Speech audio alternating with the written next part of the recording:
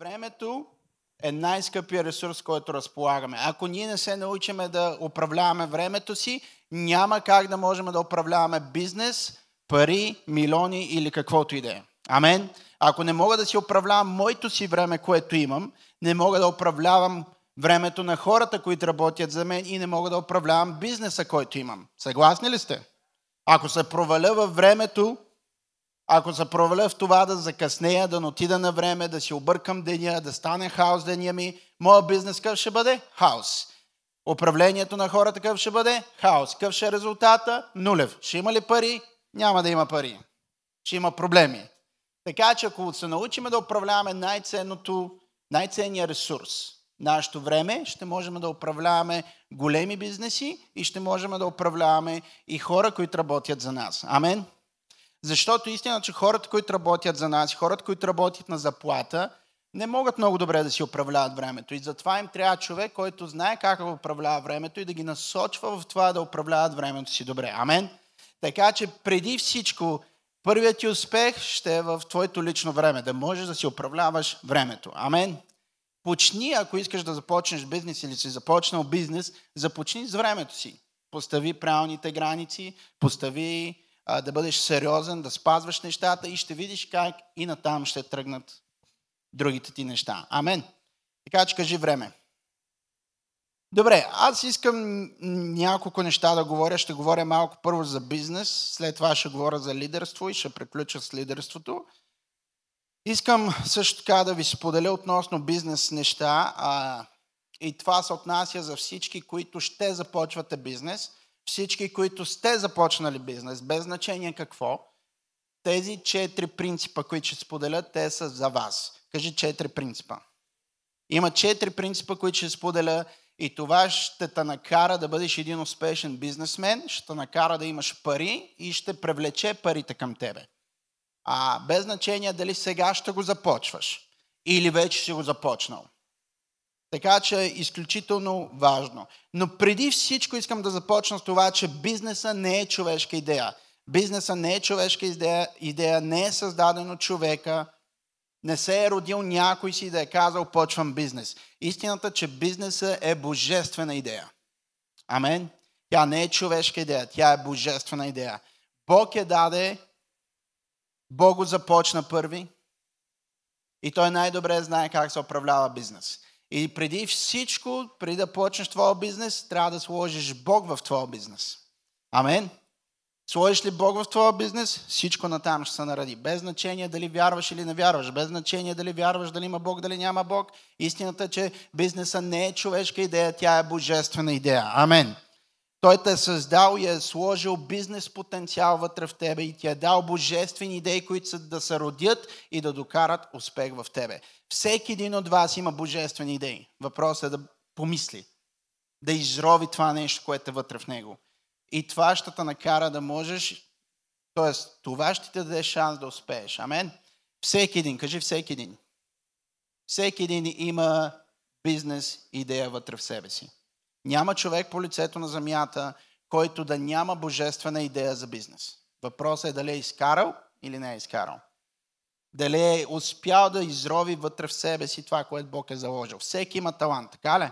Всеки има дарба. Твоят талант и твоята дарба, тя ти е дадена, за да я развиеш и да докара плод в твоя живот. Амен. Така че никога не заравай талантите си и дарбите, които Бог ти е дал. Амен. Не дей да ги слагаш вътре в себе си и да не ги изкарваш. Ти имаш буквално божествен потенциал и божествени идеи, които трябва да се родят. Амен. Добре, сега вече почвам към бизнеса. 4 неща, кажи 4 принципа. Бизнеса не са парите, нито са ресурса. Бизнеса е съвкупност от тези 4 принципа. Така че бизнеса не са парите, бизнеса не е парите, бизнеса не е тия ресурси, но той е съвкупност от 4 принципа.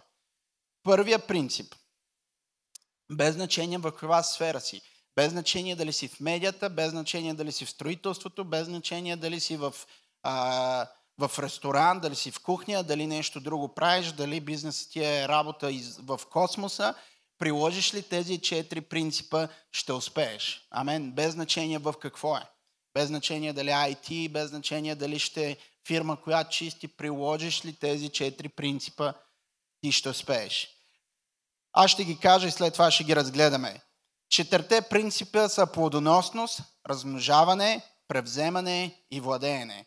Запиши си плодоносност, размножаване, превземане и владеене. Бизнесът е в тия 4 неща. Бизнесът е в плодоносността, в продуктивността, в размножаването, след това в превземането и след това във владеене. Амен.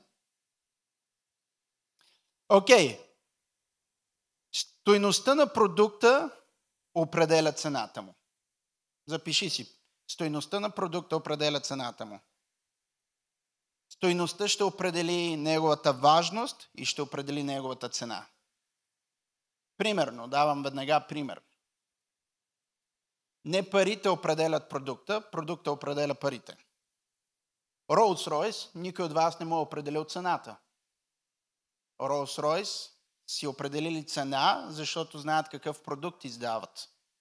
И истината е, между другото, което е интересно, че Rolls-Royce почти реклама нямат. Защото те имат различен таргет от хора, които знаят, че само определен таргет от хора или само определени хора могат да имат такава тип кола. И с две думи, именно защото те знаят какъв продукт правят, те знаят каква стойност има, знаят колко ценен е, знаят с какво и с колко и любов и труд са го създали, затова те му определят цената. Заради това ви казвам, стойността на вашия продукт ще определи цената. Ако тръгнеш да правиш бизнес, реши какъв е продукта и му определи стойност. Амен. Ако искаш да е стойностен и да е добър, трябва да вложиш в него качество, трябва да сложиш в него потенциал, за да можеш да го продадеш на добра цена и да имаш повече. Амен. Така че стойността на продукта определя цената му. И зависи, разбира се, доколко си го наложил на пазара. Амен. Бизнесът е умножаване. Кажи, бизнесът е умножаване. На това, което имаш. Така че истината е, че бизнесът е умножаване на това, което имаш. Аз затова ви казах, бизнесът не са парите, ресурсите. Бизнесът е дъра и потенциала, който е сложен в тебе. Ако се научиш да го умножиш, ще имаш бизнес. Ако го изкараш от себе си, ще започнеш да правиш неща, които да носят успех в живота ти и развитие в живота ти. Така че бизнесът е умножение на това, което имаш. За да можеш да имаш бизнес, трябва и да го родиш. Той не става просто дай ми пари, за да почна бизнес. Не, дай ми идея. Дай ми божествена идея. Нека да изкарам идеята, потенциала, дарбата си, таланта си и след това ще направя пари. Нали? Нищо не е съществувало, до сега не е съществувало. Някой решава да създаде първата кола. Ето, има божествена идея. Защо казвам божествена? Защото не си е родил сам. Бог е заложил такъв талант в този човек. Но той трябва да го изкара и да почне да работи върху него. Да бъде постоянен, да пробва, докато в един момент не създаде нещо ново, което да избухне и да стане един от най-големите. Така ли? Така е. Така че стойността на продукта определя цената му и бизнеса е умножаване на това, което имаш, като таланти, умения, качества и продукти. Като таланти, умения, качества и продукти. Казахме първия принцип, бъди плодоносен, ще говоря за него. Бъди плодоносен, обърни се до някой, му кажи бъди плодоносен. Така съм сигурен, че няма да заспита, когато говорите. Бъди плодоносен. С две думи, произвеждай. Кажи произвеждай. Разбира се, не става въпрос само за бебета. Плодоносен не е само за бебета и деца, но плодоносен е във всяка една сфера на твоя живот. Амен. С две думи, да бъдеш плодоносен, да произвеждаш неща, да раждаш идеи, да раждаш таланти, да раждаш нови неща, които имат към себе си буквално успех, който ще дойде в твоя живот. Всяко нещо, което ти родиш и работиш върху него и му сложиш стойност, то е призовано към успех и ще докара успех в твоя живот. Ако ти приложиш таланта си върху една просто бяла дъска и вземеш едни бои и започнеш да рисуваш и приложиш стойност, креативност, в един момент можеш да го продадеш за милиони. И това ще ти докара пари. Това казахме, бизнеса не са парите, бизнеса какво е? Божествената идея вътре в теб, таланта и дара, който имаш. На мястото, на което искаш да се развиеш. В областта, която искаш да се развиеш. Така че произвеждай неща. Да си готов с нова идея, да произведеш нещо ново, да бъдеш по-различен, да излезеш извън комфортната зона, да мислиш по-различно. Истината е си всички големи бизнесмени, всичките бизнес дами, всичките хора, които работят с милиони и трилиони. Истината е, че не мислят като обществото. Мислят по тотално друг начин. И може би някой път от цялата група ти да си различен, но това е твой успех. Защото ти си различен, защото мислиш по различен начин, защото имаш друга идея, имаш друг начин. Ако се впишеш в цялото общество, ще си останеш на заплатата, на която си. Но ако изведнъж не се впишеш, защото излизаш с някаква нова идея и всичките смятат за луд, давай, братко, давай, сестро. Там е успеха. Излизаш извън комфортна зона и си готов да постигнеш неща, които никой не е постигал. Номер едно, друго много важно нещо е да не се отказваш. Кажи да не се отказвам. Не се отказвай. Ако искаш да свалиш 10 кг, не става да ходиш на фитнес 3 месеца и след това се откажеш. Има ли резултат? Няма да има резултат. Резултатът идва с постоянство, когато не се отказваш. Така че ако искаш да си бизнесмен или бизнес дама, или си в бизнеса и искаш бизнеса да продължи да се развива и да печели, не се отказвай без значение какви са трудностите. Не се отказвай без значение какво ще срещнеш. Нали така? Така че първият принцип, бъди плодоносен. Кажи, бъди плодоносен. Произвеждай.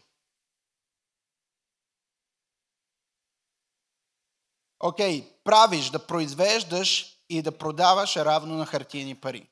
Правенето, произвеждането и продаването е равно на хартиени пари. Или с две думи, парите не добавят стойност. Запишете си това. Парите не добавят стойност. Стойността добавя пари.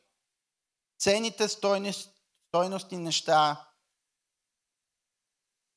правят парите, а не парите тях. С две думи, в какво се опитвам да кажа. Парите не правят стойностните неща, но стойностните и ценните неща правят пари. Затова каквото и да правиш, каквато и област да си, нека да е стойностно. Нека да е качествено, нека да е добро. Защо Драго е успешен? Защото прави добри, стойностни, правилни неща. Неговото име, това, че той е дал някаква стойност върху това, което предлага, кара хората повече и повече да му звънят и да искат от неговия пазар. Така ли? И вие много добре знаете. Ако утре ви продам кола без спирачки, ще си купите ли втори път от мен кола? Не. Но ако ви продам кола, която е уникална и кажете, тази кола беше стойността много добра, вие ще ме препоръчате на друг и ще си купите още 2 коли от мен. Така ли? Така че парите не предлагат или с две думи, парите не правят стойностните неща. Стойностните неща правят парите. Затова ви казвам, парите, бизнеса не е пари и ресурс. Бизнеса е божествени идеи. Бизнеса е стойностните неща, които са вътре в тебе. И ти приложиш ли му стойност, дадеш ли му стойност, дадеш ли му ценност, то само ще почне. Единственият начин да привлечеш парите е да направиш себе си магнит за пари. Това е истината. Така че парите не добавят стойност, но стойностните неща добавят пари. Затова казвам, ако примерно работите с човек, който не е стойностен, ще работите ли втори път с него? Трети път с него? Не. Вие с кои хора работите и с кои хора искате да работите? С хора, които са стойностни. Когато съм си говорил с пастор Георги, той също ми е казвал, имам си определен човек. Що? Защото знае, че това е стойностен човек. Иска ли да го смени? Питайте го. Той ще каже не. Що? Защото той знае, че това е стойностен човек и стойността му носи пари. Или с две думи му носи възможности, които той да печели. Така че не търсете просто нещо, търсете стойностните неща. Ако предлагате нещо, просто не предлагайте всичко, а предлагайте стойностните неща. Нали така? Фокусирайте се на едно в началото. Направете го ценно и стойностно. И то ще ви докара успех на там. Ще ви докара други отворени врати. Ще ви вкара в други области на бизнеса. Но дай стойностно нещо. Кажи стойностно нещо. Също така бих искал да кажа, че бизнеса е марка. Кажи бизнеса е марка. Нещо, което си сътворил. А марката е обещание. Кажи марката е обещание. Така че бизнеса е марка. Трябва да му сложиш марка. Трябва да му създадеш стойност, ценност. Какво имам преди това? Ще ви дам веднага пример. Нали, искаш ли да направиш бизнес, да си успешен в бизнеса, трябва номер едно да сложиш марка. И казахме, че марката е обещаващо нещо. Марката обещава успех. Кажи, марката обещава успех. Веднага ви давам пример. Когато кажем, айде да отидем да си купим Opel,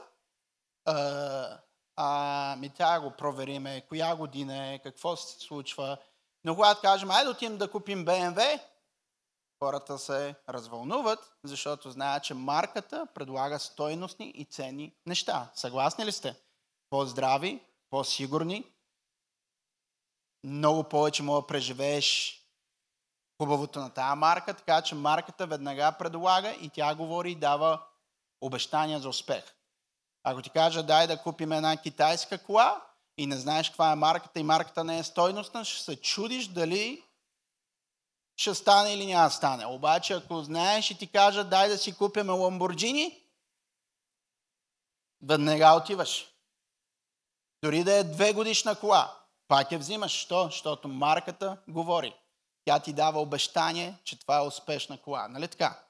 Така че е важно да развиеш и марка. Важно е да развиеш нещо, с което да се отличаваш от другите. И да дадеш обещание, че това, което предлагаш е стойностно, добро и ценно. И хората ще имат добро преживяване с него, а не зло преживяване. Или лошо преживяване. Добре. Много важно нещо. Искам това да си го записам. Много важно нещо и аз съм си го записал тук. Бедността, запишете си, аз ви съветвам да си записвате неща. Бедността не е липса на пари. Бедността не е липса на пари. Ако си беден, това не означава, че ти липсват пари, и че ти липсва ресурс, и че ти липсва възможности. Бедността не е липса на пари. Бедността е липса на креативност. Има ли липса на креативност? Има бедност. Нека да ви кажа, в света има толкова много пари и толкова много ресурси, че всеки един човек по лицето на земята да почне да прави бизнес, ще има за него. Така че не е относно това дали има пари или няма пари. Не е относно това дали има ресурс или няма ресурс. Бедността е липса на креативност. Ако не си креативен, нищо не можеш да създадеш. Хората, които са креативни, успяват. Хората, които успяват да бъдат креативни, да сложат креативна идея и да направят креативна идея, те успяват. Нали така? Примерно. Давам пример. Айде, даже ще дам примера на Крис с Nike. Има и много други марки за обувки. Но Nike са какво? Защо станаха Nike? Защото са креативни.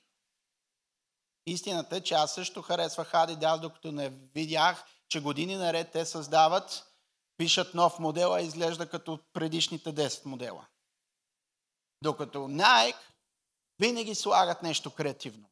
Винаги слагат някой нов цвят. Винаги слагат някоя нова дупка. Винаги слагат нещо ново. Някаква нова пяна. Някакъв нов въздух на обувката под метката. Разбирате ли за какво говоря? И това е, което ви привлича и това е, което привлича пари за тях. Кое? Креативността, защото са креативни. Така че Nike са креативни и за това са най-успешните с обувките.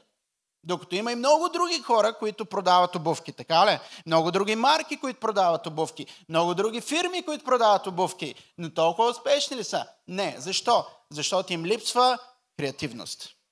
Така че бедността не е липса на ресурс и пари. Бедността е липса на креативност. Ако ти си започнал бизнеса и бизнеса не ти върви добре, какво ти липсва? Ще ви науча накрая.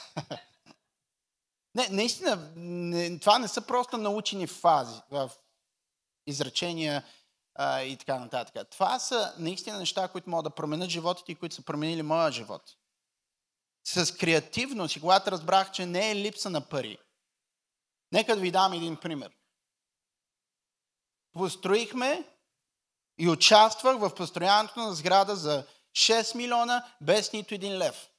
Продадахме успешно сградата, спечелихме първа награда за най-луксозна сграда във времето, която строяхме. Нямах пари, нямах познанието, нямаше какво. Знаете ли какво имах? Креативност. Знаете ли какво беше моето нещо? Аз си казах, добре, нямам пари, но искам апартамент, искам какво, искам да направим нещо друго. Нямам пари, не ми се тегли кредит, и надали ще ме одобрят за кредит с парите, които имах тогава. И си казах, какво ми трябва? Креативност. Какво ще направя? Ще намеря човек с място, ще намеря инвеститор, ще ги събера, аз ще застана между тях и ще направя цялата сделка. И после ще му кажа, дай ти помогна с продаването. И така стана. До в момент, в който не само построих сграда в Люлин, а и почнах да продавам в Бургас и във Варна имам продадени апартаменти. Без един лев. Без да имам образованието. Така че мога да ви гарантирам, че бизнеса ви може да почне и без капитал. Стига да има креативност. Сегашният президент Доналд Тръмп. Има една история, която не е слушал, може да слуша. Може би това ми е повлияло до някакъв момент. Но го слушах и той каза, той сега е президент, но преди това почва да става известен със строителството си, с сградите, които вдига. И той казва, нямах $1. Какво беше направил точно това, което бях направил аз? Отиваше от врата до врата и се опитваше да свързва хора с пари и хора с места и да стане посредник. До в момент, в който в момента е лидер номер 1 в строителство. И вече и президент на мащабна държава. Какво е това, пак казвам? Креативност. Така че виждаме, че бедността не е липса на пари. Има много пари. Има много ресурс. Има много диаманти. Има много злато. Има много сребро. Има много жив добитък. Има много зеленчуци. Въпросът е да си креативен и да започнеш. Амен. Така че бедността не е липса на пари, а възможности или ресурси. То е липса на креативност. Не си ли креативен, губиш. Не означава, че нямаш. Означава, че не си креативен. А Бог е вложил във всеки един от вас дух на креативност. И най-креативната личност, Святия Дух, живее вътре във вас. Така че нямате оправдание, че не може да бъдете креативни. Аз не мога да не говоря за Бог, пастор съм. Няма как да не го включа. Опитвам се, ама вижте, само излиза. Окей. И веднага ви давам пример. Има един човек, едно време живял, и той се нарича Адам. Адам. След това има жена Ева. Сега си говорим за Адам. Поставен в градината. Поставен в уникална обстановка. Когато Бог го създаде, Бог създаде ли му стол и маса? А имаше ли стол и маса? Има. Въпросът е, че той трябваше да бъде креативен и от дървото да направи стол и маса. Какво е това? Креативност. Заложено. Значи има ли ресурс? Има ресурс. Има ли пари? Има. Има ли възможности? Има. Имаше ли инструменти? Има. Можеше да си вземе от някъде. Нещо, което Бог е създал. Но с две думи, когато видиш дърво, какво виждаш? Просто дърво или виждаш стол и маса? Това е разликата между успешните и неуспешните. Ви гледате едно и също нещо, но виждат различно. Ти трябва да промениш начина си на погледа, начина си на мислене, за да промениш живота си.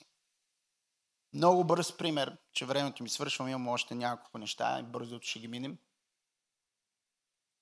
Наистина за твой успешен бизнес, номер едно, наистина, което аз силно вярвам е твоя начин на мислене да промениш. Не става да имаш беден начин на мислене и да искаш да въртиш милиони и бизнес. Трябва да имаш добър начин на мислене, за да имаш бизнес и да правиш бизнес и да въртиш бизнес. Амен. Начинът ти на мислене ти дава огромна сила и ти дава много възможности. Много бързо. Един от моите най-любими примери. Знаете ли защо лъва е цар в джунглата? Защо лъва е цар на царете? Така казано. Защо лъва е царя, а не е нещо друго? Защото лъва е най-силния? Не. Защото е най-бързия? Защото е най-тежкия? Защото е най-опасния? Защото е най-умния? Не. Защото е най-лекия? Не. А защо е цар? Защото някога някой му е казал, че е цар и той мисли за себе си като цар. И респектира абсолютно всички останали. И никога не се предава и не отстъпва назад. Аз ако съм честен, един слон ще го убие за секунди. Когато лъва отиде при слона, и слон, ако знае кой е, просто едно лягане и да каже, без да искам полегнах, лъва е до там. Гарантирам ви. Няма ставане. Но истината, че когато лъва и слона се срещнат, знаете ли какво става? Лъва го гледа и си вика обяд. Слона го гледа и си вика обяд съм, бягай. Начин на мислене. Но ако слона го погледне и си каже, аз съм много по-тежък, много по-силен, много по-голям, тогава лъва ще загази. Но ако искаш да владееш и да управляваш, смени начина си на мислене. Окей? Бъди креативен. Адам трябваше да бъде креативен, за да си направи стол. Второто нещо, размножаване. Кажи размножаване. Казахме плодоносност, размножаване, след това имаме обладай и владей. Много бързо ще ги мина. Размножаване. Тоест, ако не можеш да умножиш това, което си произвел, не можеш да бъдеш богат и ще си останеш беден. Успеха е в умножението. Не става един път. Трябва и втори път, и трети път, и четвърти път. Не става да го направиш един път. Дай го втори път. Ако то е добро и е креативно, втори път го направи, трети път го направи, четвърти път го направи, пети път го направи и ще имаш уникален успех. Голям успех. Така че успеха е в размножаване, да се научиш как да го размножаваш. Не може да направиш нещо добро и след това да не го произведеш пак. Кое е успешното на един бизнес? Не само да го създадеш, но и да го произведеш, да направиш копия от него. iPhone, ако бяха направили само един iPhone, щяха ли са успешни? Направиха едно нещо добро и след това какво направиха? Промениха ли го? Не! Изкараха още 1 милион бройки. Защото знаят, че е добро. Не съм за Макдоналдс, но Макдоналдс са много успешни в бизнеса. Защо? Защото Макдоналдс имат така наречен сандвича Биг Мак. Кой го знае? Я ми помага. Кой знае Биг Мак? От деца ли го знаете? От деца го знаете. Ако днеска влезете 50 години след това, имат ли Биг Мак? Имат Биг Мак. Същия начин ли изглежда? По същия начин. Същия вкус? По същия вкус. Тези хора направиха един убийствен сандвич и го размножиха до краищата на света. Отидеш в Африка, Биг Мак си е Биг Мак. Отидеш в Америка, Биг Мак си е Биг Мак. Дойдеш в Пазарджик, Биг Мак си е Биг Мак.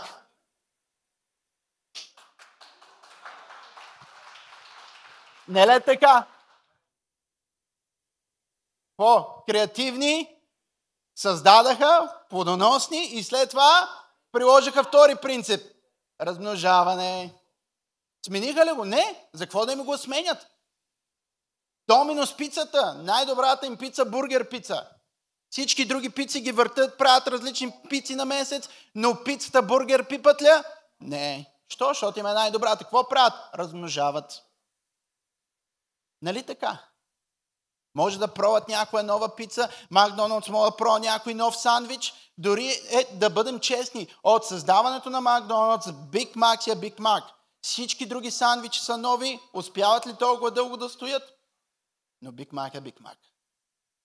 Така че те прилагат нещо, което е божествено и са решили, че размножаването ще им носи пари. И това е така.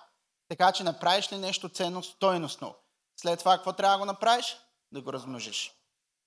Купиш ли добър апартамент, какво трябва да направиш? Да купиш още 2, да продадеш още 3. Това е начина. Иначе много хора ми казват, аз искам да купя един и си купи един пари, да си купи един апартамент и само разходи му прави. Не го въртиш, няма размножаване, няма нищо. Амен. Добре. Продължаваме там, обладай. Третото нещо, обладай. Кажи обладай. Аз ви казвам, Биг Мак има какво да вземем от тях. Доминос пица има какво да вземем от тях. Nike имаме какво да вземем от тях. Apple имаме какво да вземем от тях. Истината е, че не са го измислили те, а това е божествен принцип. Кажи божествен принцип. Обладай, разпредели управление. Кажи управление. Научи се да рекламираш продукта си навсякъде. Биг Мак го създадаха, Биг Мак го размножиха и третото нещо, което правят е реклама. Почват да обладават, да разпределят. Да рекламират продукта си навсякъде, да управляваш това, което си създал. Трябва да се научиш да управляваш това, което си създал.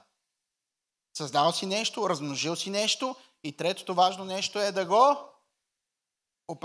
управляваш. Кажи управление. Да управляваш времето си, оттам започваме. Но истината е, че всичко, което не управляваш добре, ще го загубиш. Не управляваш добре семейството си, ще го загубиш. Не управляваш добре бизнеса си, ще го загубиш. Не управляваш добре църквата си, ще я загубиш. Амен. Всичко, което не управляваш добре, ще го загубиш. Затова е много важно да се научиш да управляваш. Кажи, помогни ми. Добре. Бъди в движещия си пазар. Обладай, разпредели, пръсни се като медуза, навсякъде пепела пусни. И след това, че времето ми свършва, повече нямаме поканат, ма затова по-дълго и свърша. Шегувам се. Владей, кажи владей. Бъди плодоносен, размножавай се, обладай и четвъртия принцип – владей. Искаш ли сериозен бизнес? Трябва да сложиш ума си, че ти трябва да владееш. Не искаш просто 2-3 апартамента, искаш да владееш България от строителство. Искаш да владееш България в имоти. Не просто за теб, за да може бизнеса да продължи и да се развива. Владей, контролирай пазара. Да владееш означава да контролираш пазара. Кой от вас иска да контролира пазара? Тук видяхме човек, който се занимава с домати. Ако той контролира пазара, повярвайте ми, че всички от него ще пазаруват. Той да го контролира. Ако не го контролираш, не го размножаваш, не си се пръснал, ще купуват ли от теб, освен съседа си? Няма. Но владееш ли го? Контролираш ли пазара? Си успешен. Без значение дали те харесват или не. Веднага ви давам пример. Аз живея в Люлин. В Люлин имаме 15 лидъла от улица до улица. За какво? Аз за 5 минути не ми преча да отида до един лидъл. Обаче те създадаха лидъл до лидъл, лидъл до лидъл, лидъл до лидъл.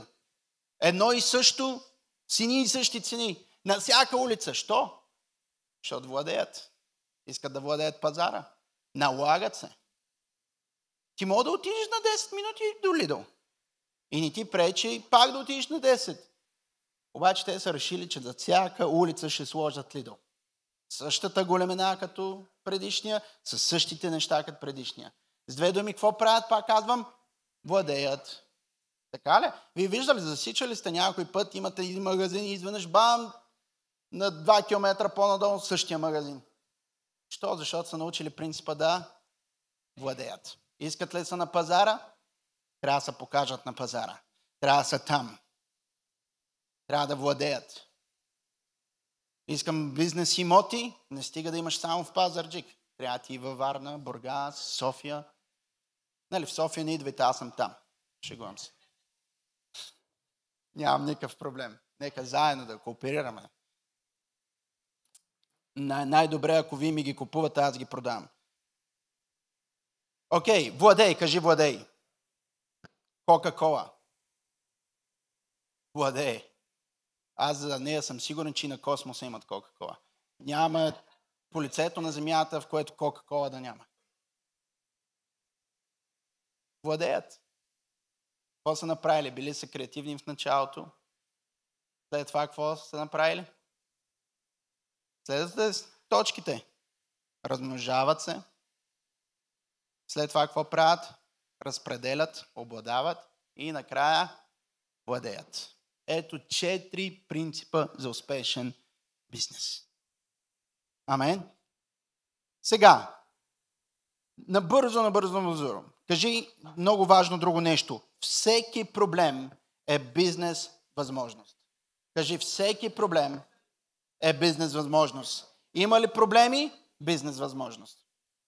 Не бягай от проблема. То е бизнес възможност.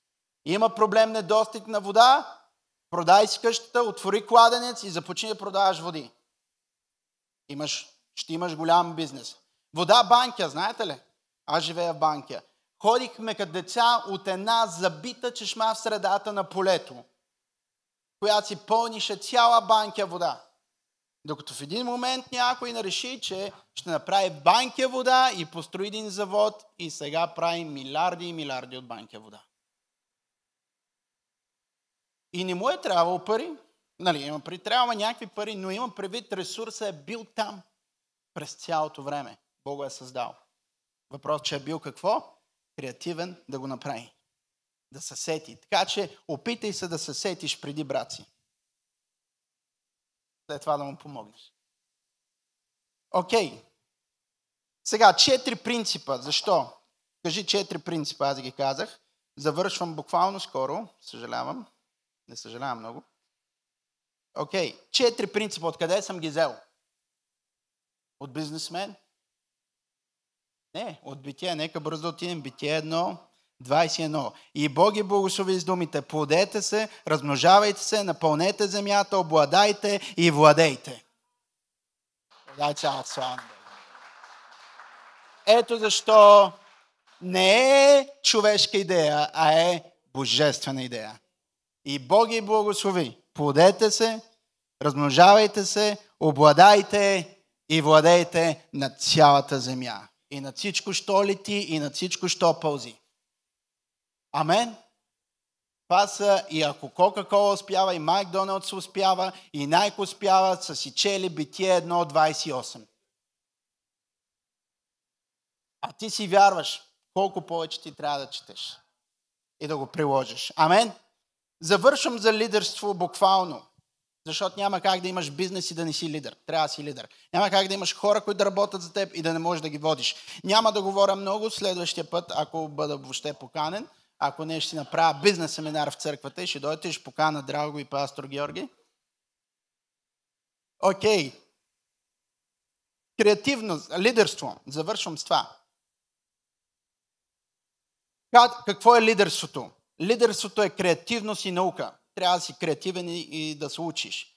След това, естествен и учиш се. Да бъдеш естествен. Лидерството не е да се показваш кой си, а да бъдеш естествен. Това, което си. И учиш се. Кажи, учиш се. Това е много важно. Трето нещо. Развитие. Трябва да си способен да се развиваш. Не си ли способен да се развиваш? Губиш. Четвъртото. Истинският лидер се учи от другите, но никога не става тях. Той е себе си. Учиш се от другите, но не копираш другите. Ти си себе си, имаш собствени таланти, дарове и ценности. Амен. След това, лидерството е служение. Кажи, лидерството е служение. Без значение дали вярваш или не вярваш, той е лидер, в лидерство ли е, това му е служение. Продължавам натам. Лидерството не е относно сила, но да даваш сила на другите. Не е сила, а да даваш сила на другите. Лидерството не е манипулация. Да манипулираш, защото си лидер, имаш харизма и защото си добър. Лидерството е да издигнеш и да окуражиш останалите. Лидерството не е относно хората и самия лидер. Лидерството не е относно хората и самия лидер. Лидерството е целта и видението, което имаш да го дадеш и да го постигнете. То е относно твоето видение и цел. Да направиш твоето видение и цел, тяхно видение и цел. Качествата на един лидер. Да има цел, да има убеждение, да има видение, да има страст, да има надъхване, да има влияние и водене. Идеята ще работи само когато бъде продължена с постоянство. И аз завършвам с една снимка. Можем ли да пуснем една снимка? И буквално завършвам. Виждате ли, не виждате? Не виждате. Можем да загасим само за малко. Ми беше и важно да го видите. Ако не, ще намеря начин да ви го покажа. Свърши ми времето. Виждате ли сега нещо? Виждате какво виждате? Един здрав, нали? Окей, това са двама мои много добри приятели. Двама мои много добри приятели. Имат много пари, владеят и двамата. И той, дето се прави на здрав, другия, който си е здрав. И двамата владеят, и двамата управляват, и двамата водят хора, и двамата са в бизнеса, ама много. Но кой мислите, че е по-силен?